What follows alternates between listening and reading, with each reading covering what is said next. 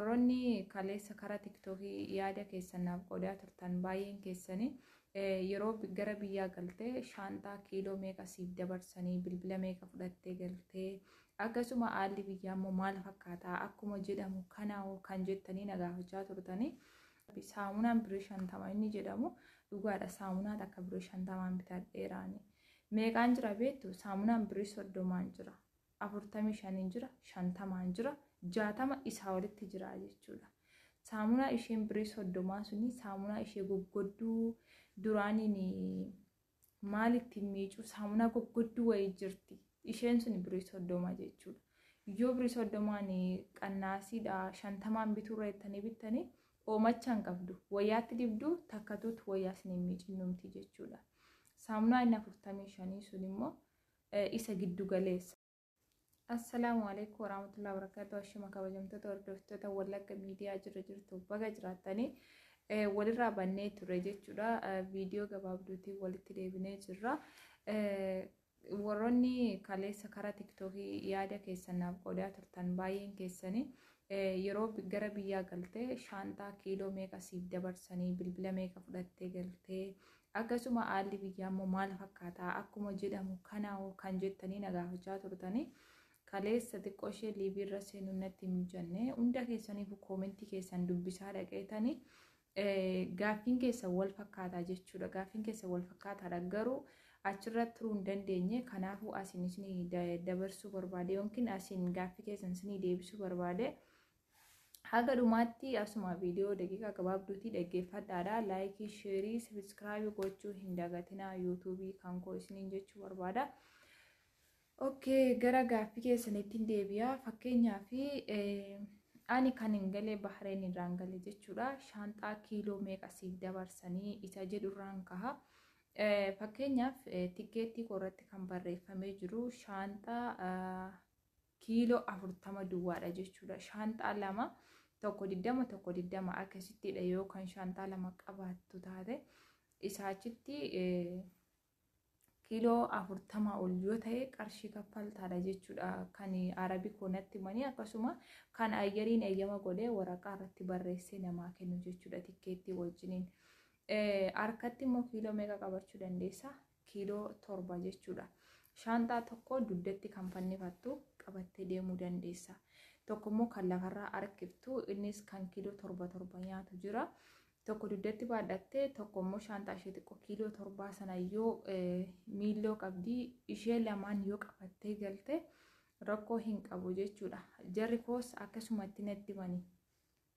Garuu gaafa biyya namaarraa galuuf kaatu wanta qabdu hundiyyuu sitti baay'ata.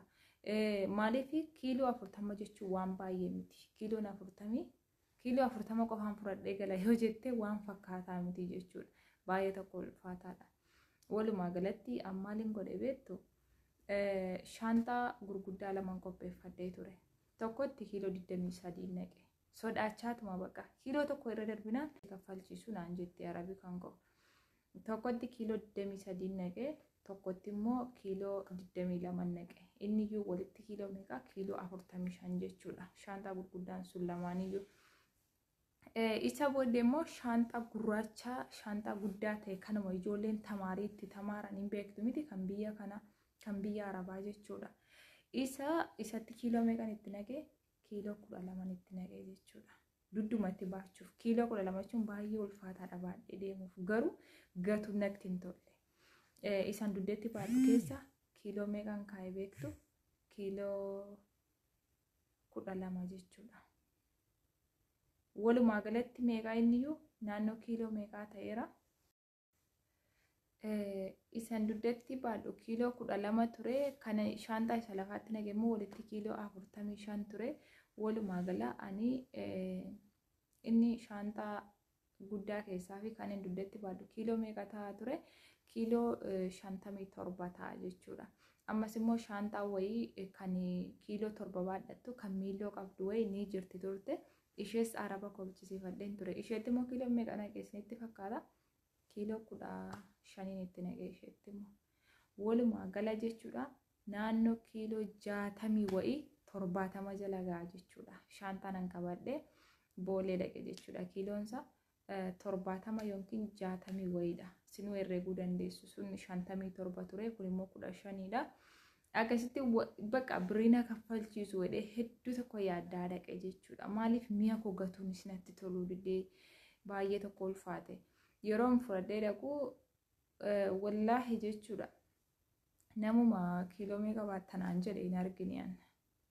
Sila akka eeyyama isaan jedhaniitti an kiiloo 20 wayii waliin dabarse. Kiiloo 20 wayii dabarse kiiloo 60 wayii ta'a jechuudha. Shaanxananii kiiloo isaatti qabadhee galee.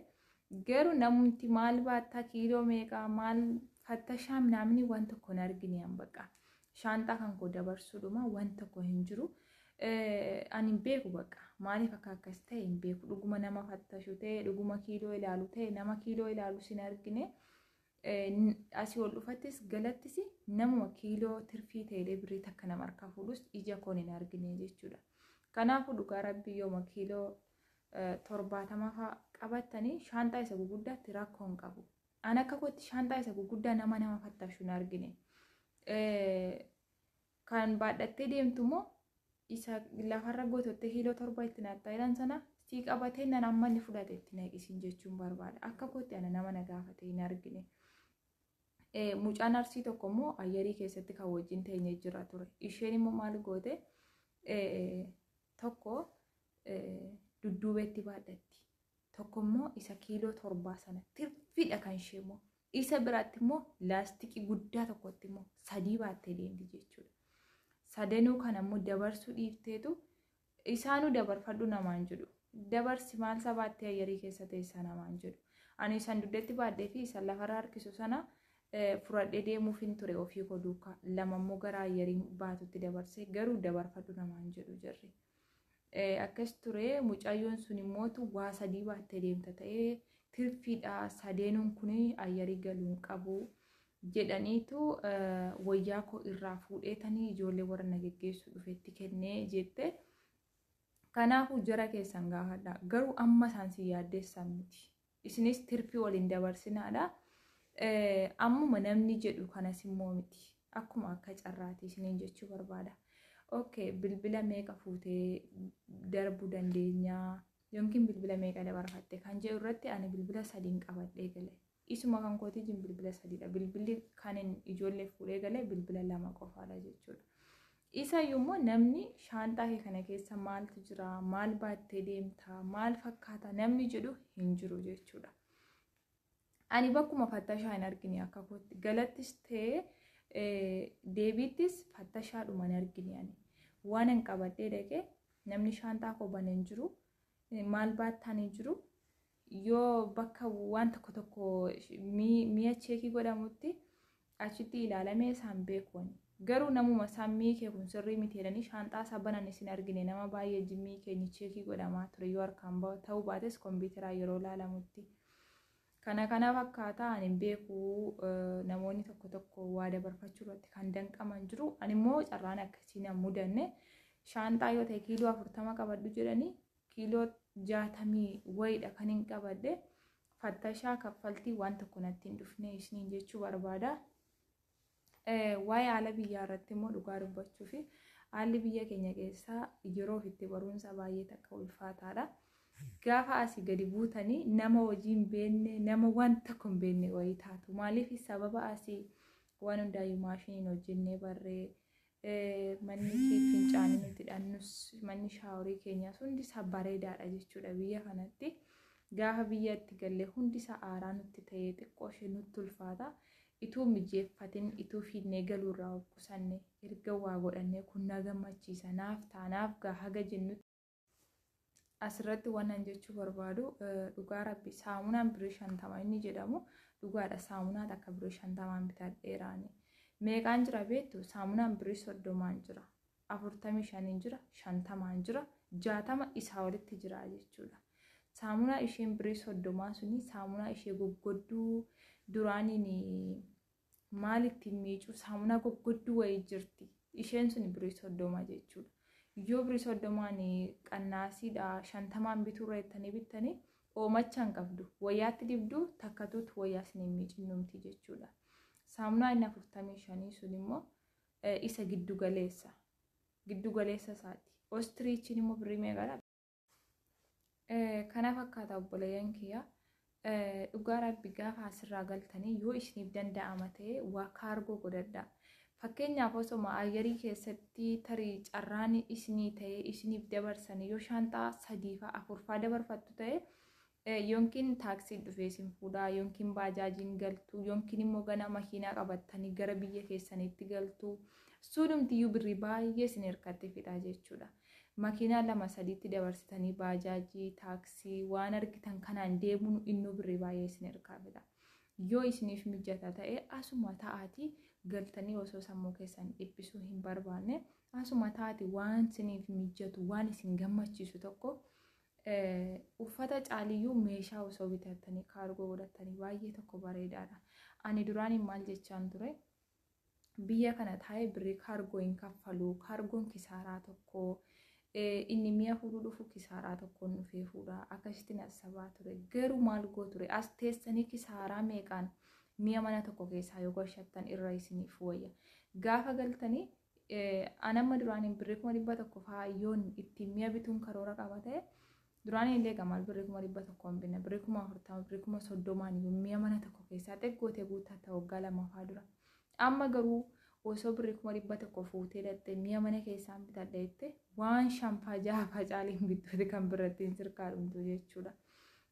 Saniif warri rabbii isiniif mijeesse osoo galtanii sammuu keessan hin dhiphisinii keessumaa shamarran keenya dhugaa rabbi gaafa galu shunkurtii harkaan muruun baay'ee tokko nu jibbisiisa. Buna harkaan tumuu hin dandeenyu. Maaliif asitti ittiin barree waan ta'eef waan ani ijaan argeen isinitti hima. Kasala gamsiifachuun baay'ee tokko nutti ulfaata akka warra biyyaa ittiin barree nuti amma dagannee jirra jechuudha.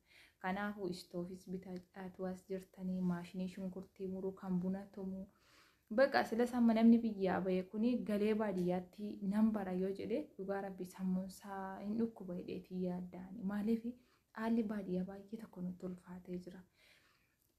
Yoo hin jiraanna jenne iyyuu sammuu keenyatu yeroo hundaa yaadaan nu dhiphata. Maaliin godhadhee maalirran ture maal abbaa isheetiif nama kana koshina namaa keessa taa'ee dhufee immoo gaxarii kanatti of dhiphisa jechuu keessan dhufa. Dandeenyee akka biyyaa qoraan cabsachuu bishaan harreetti lagaa fidachuu baannee lagaa fidachuu dhugaa rabbii isa kana jalaa galleerra jechuudha. Hin danda'amu.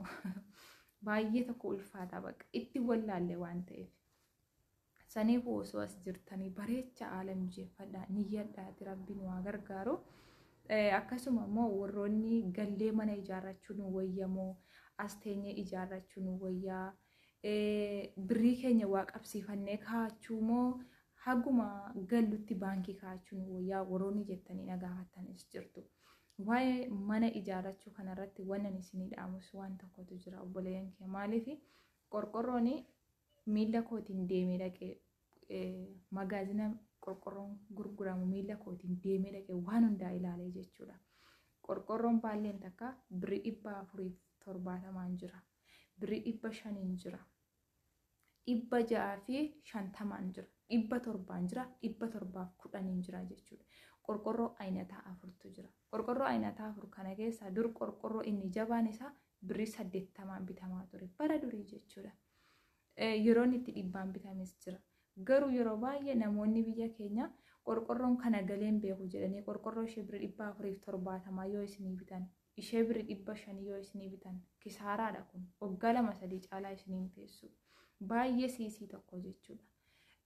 Saniifuu waa'ee gallee ijaarrachuu moo as teenyee ijaarrachuu wayyaa kan jedhu irratti akkasuma immoo qorqorroon sadarkaa qaba isa kamtu wayyaa kan jedhu viidiyoo kan biraa walitti deebinaa isiniin jedha. Viidiyoo kan koo sheerii waliif godhaa haala biyyaarraa waan isin fayyadaa jedhee yaadu takka waan ofii kiyyaa yoon kana godhe na gammachiisa naaf ta'a sammuun koon boqota osoo nas jiru akkas gochuun qaba jedhee waan ofii koof yaadu takka isiniifis isinii qooduuf hawwiin qaba isiniin jedha. Galatooma.